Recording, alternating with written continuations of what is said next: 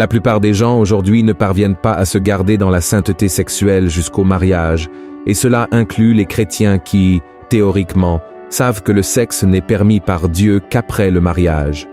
Mais pourquoi cela se produit-il? Pourquoi y a-t-il tant de gens avec des problèmes dans ce domaine? Et pourquoi beaucoup ne peuvent-ils pas s'arrêter de tromper, même en disant qu'ils aiment leur conjoint? Dans la vidéo d'aujourd'hui, je vais montrer que le problème ne réside pas seulement dans la question physique, mais principalement dans la question spirituelle. Vous allez découvrir ce qui se passe dans le monde spirituel lorsque vous vous couchez avec quelqu'un.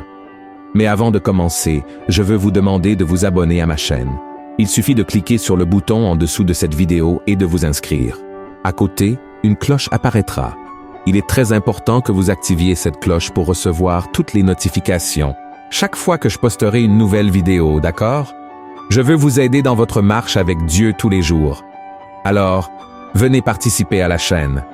Et pour commencer, ce message, je vais lire ce qui est écrit dans Première Épître aux Corinthiens, chapitre 6. Voyons ce que l'apôtre Paul a écrit. Fuyez l'impudicité. Quelque autre péché qu'un homme commette, ce péché est hors du corps. Mais celui qui se livre à l'impudicité pêche contre son propre corps. Ne savez-vous pas que votre corps est le temple du Saint-Esprit qui est en vous, que vous avez reçu de Dieu, et que vous ne vous appartenez point à vous-même? Car vous avez été rachetés à un grand prix. Glorifiez donc Dieu dans votre corps et dans votre esprit, qui appartiennent à Dieu. Regardez cela, mes frères.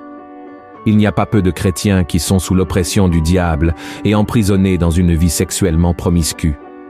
Il se trouve que la Bible est très claire sur la manière dont Dieu attend que ses enfants vivent. Dans la première épître aux Thessaloniciens, chapitre 4, il est écrit ceci. C'est que chacun de vous sache posséder son corps dans la sainteté et l'honnêteté, sans vous livrer à une convoitise passionnée, comme font les païens qui ne connaissent pas Dieu. Le grand problème est que nous vivons dans une société qui défend les relations sexuelles avant le mariage, comme quelque chose de normal, disant qu'il n'y a rien de mal à avoir plusieurs partenaires sexuels avant de s'engager dans le mariage. Et ceux qui pensent différemment sont appelés vieux jeux ou ringards. Mais voyons ce que la Bible dit à propos de ceux qui normalisent le sexe avant le mariage. Ce sont des gens qui murmurent, qui se plaignent de leur sort, qui marchent selon leur convoitise, qui ont à la bouche des paroles hautaines, qui admirent les personnes par motif d'intérêt.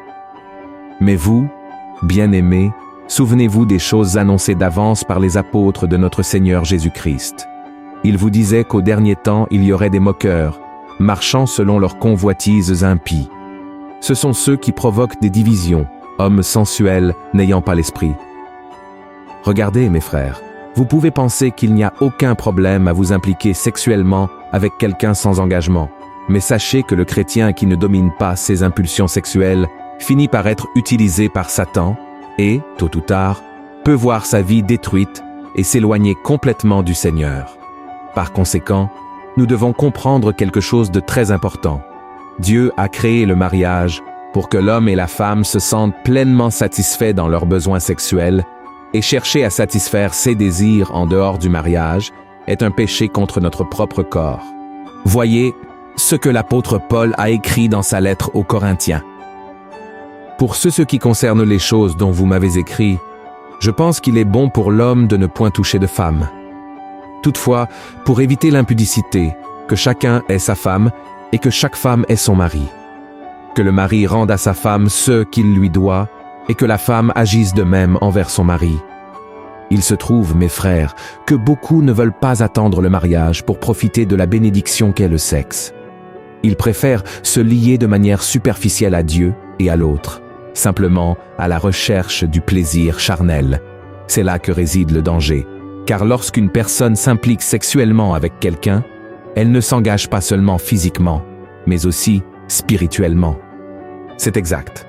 Lorsque deux personnes ont une relation intime, il y a une union spirituelle entre elles. Et ce n'est pas moi qui le dis, mais la parole de Dieu elle-même. Voyez ce qui est écrit dans 1 Corinthiens, chapitre 6. Loin de là, ne savez-vous pas que celui qui s'attache à la prostituée est un seul corps avec elle? Car Est-il dit, les deux deviendront une seule chair? Frères, nous sommes des êtres spirituels vivant dans des corps physiques ici sur terre. Nous avons un esprit en nous, donné par Dieu pour qu'il puisse se relier à nous.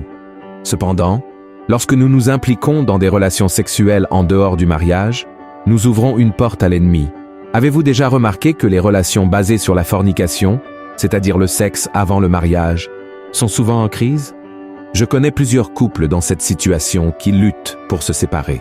Ils souhaitent même suivre des chemins différents, mais il y a toujours un lien entre eux qui les en empêche. Ces personnes sont connectées spirituellement, et lorsque la relation se termine, la douleur est encore plus grande. Surmonter cette perte est extrêmement difficile, car elles se sont livrées entièrement l'une à l'autre, corps et âme. Rappelez-vous du verset que je viens de citer. Il est écrit que celui qui s'unit à une personne devient un seul corps avec elle, c'est-à-dire qu'ils sont spirituellement mariés. Maintenant, imaginez quelqu'un qui a plusieurs partenaires sexuels. Cette personne peut être considérée comme célibataire dans le monde physique, mais elle est spirituellement mariée à plusieurs. Pour cette raison, elle doit se repentir. Il est nécessaire de demander à Dieu de briser tous les liens, tous les péchés générés, pour qu'ils soient défaits dans le monde spirituel par la puissance du sang de Jésus. Amen. Frères, il y a des personnes qui passent des années sans aucune communication avec leurs ex-partenaires sexuels, mais dès qu'elles reçoivent un message ou voient une photo récente d'eux, elles sont émotionnellement bouleversées. Et cela est plus courant que nous l'imaginons. Cela se produit parce que lorsque deux personnes deviennent une seule chair, le temps ne peut défaire cette union. Cela explique aussi pourquoi de nombreux mariages traversent des tribulations. Actuellement, la bataille spirituelle est intense dans les relations, au point que les conjoints ne peuvent pas trouver le bonheur, car ils sont encore liés à leurs anciens partenaires sexuels. Par conséquent, nous voyons des personnes mariées en quête de satisfaction sexuelle en dehors du mariage.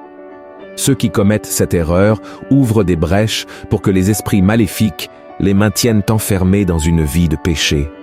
S'ils ne se repentent pas, ils risquent de détruire leur famille, en mettant fin à la joie, à la complicité et à l'amour qui existaient dans le foyer.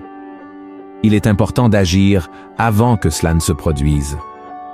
Ainsi, nous devons prendre le péché au sérieux. Nous savons que nous sommes tous pécheurs et faillibles, mais nous devons craindre Dieu, car c'est lui qui nous libère des liens de l'ennemi. Il nous fait réfléchir avant de commettre un péché. Avez-vous déjà vu quelqu'un entrer dans une relation et soudainement, sa personnalité et son comportement changer radicalement? Cela peut arriver lorsque quelqu'un ouvre des portes à l'ennemi pour agir dans sa vie. Il peut être impliqué dans quelque chose de mal, cachant un péché. Une fois, j'ai entendu le témoignage d'un homme qui a admis avoir trompé sa femme avec une collègue de travail. Cette semaine-là, il a été dominé par une profonde dépression. Il se sentait terriblement mal, incapable même de sortir du lit. Il a perdu plusieurs jours de travail, inventant toujours des excuses et mentant. Après de nombreuses luttes et un grand sentiment de culpabilité, il a décidé de s'ouvrir à Dieu et de demander pardon. Sa femme ne soupçonnait rien, mais après un certain temps, il a recommencé à la tromper. Une nuée sombre a de nouveau plané sur sa vie spirituelle et il est retombé dans la dépression. Cependant, cette fois, les conséquences ont été encore pires. Sa femme a découvert les multiples trahisons et a décidé de quitter la maison en emmenant ses jeunes enfants. Cet homme, qui était auparavant prospère et avait une vie considérée comme parfaite, a vu tout s'effondrer. Il a perdu son emploi, sombré dans la dépression et n'a pu se rétablir que des années plus tard, lorsqu'il a rencontré une jeune femme qui l'a présentée à Christ. Grâce à Dieu, ils se sont mariés quelque temps après. Aujourd'hui, il a une belle famille et m'a dit qu'il n'a jamais refait ce péché. Cependant, je ne dis pas que tous les CA similaires sont causés par l'infidélité. Certaines personnes changent de comportement à cause des luttes qu'elles affrontent et ont besoin d'aide, tandis que d'autres s'éloignent de Dieu, bien que cela n'implique pas nécessairement la sphère sexuelle. Par conséquent, il est essentiel d'avoir un discernement spirituel et de chercher l'aide du Seigneur pour comprendre ce qui se passe avec notre conjoint. J'ai décidé de partager ce témoignage pour vous montrer que mettre une autre personne dans votre vie, céder au péché de fornication ou d'adultère peut coûter très cher. Ce ne sont que quelques minutes de plaisir qui peuvent apporter des années de douleur et de désespoir. Alors, la question se pose, est-ce vraiment que cela en vaut la peine? Je suis sûr que non.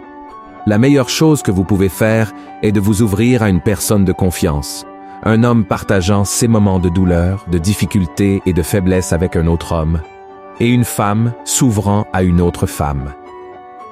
Nous devons être prudents et ne jamais cesser de veiller et de prier. Amen, frères. La Bible nous enseigne que notre corps ne nous appartient pas. Donc, quand vous vous tenez devant le miroir, remerciez le Seigneur et louez Dieu pour vous avoir donné un corps. Demandez-lui de vous aider à en prendre soin avec sainteté, en le valorisant et en veillant sur lui. Amen. Christ a payé un prix élevé pour nos vies, et nous ne devons pas devenir esclaves du péché ou des normes imposées par la société qui vont à l'encontre de la parole de Dieu. Notre corps a un but bien plus grand que nous pouvons l'imaginer, car il est le temple du Saint-Esprit. Cependant, si nous vivons dans le péché, nous nous éloignons du Seigneur, car sa sainteté ne peut se mélanger avec ce qui est impur. Par conséquent, il faut décider de quel côté nous voulons être. Amen. Voyez ce que Jésus a dit. Nul ne peut servir 2 maîtres, car ou il haïra l'un et aimera l'autre, ou il s'attachera à l'un et méprisera l'autre. Vous ne pouvez servir Dieu et Mammon. Alors, frères, comment pouvons-nous vaincre le péché de la fornication et de l'adultère? Je veux que vous sachiez que je n'apporte pas cette parole pour vous condamner ou vous faire sentir la personne la plus sale de toutes. Ce message est un appel de Dieu pour vous réveiller, vous repentir de vos péchés et revenir à vivre uniquement pour Christ, en consacrant vos corps, esprit et âme à lui. Amen. Peu importe avec combien de personnes vous avez été spirituellement liés à cause du sexe, tant que vous reconnaissez vos péchés, croyez au pardon de Jésus et cherchez à changer de vie. Il est prêt à tendre la main sur vous, à vous remplir du Saint-Esprit et à renouveler votre foi jour après jour. Amen. Et pour terminer, je veux vous laisser un dernier mot, un passage de la Bible que j'aime beaucoup. Donc, écoutez comme si c'était Dieu qui vous parlait.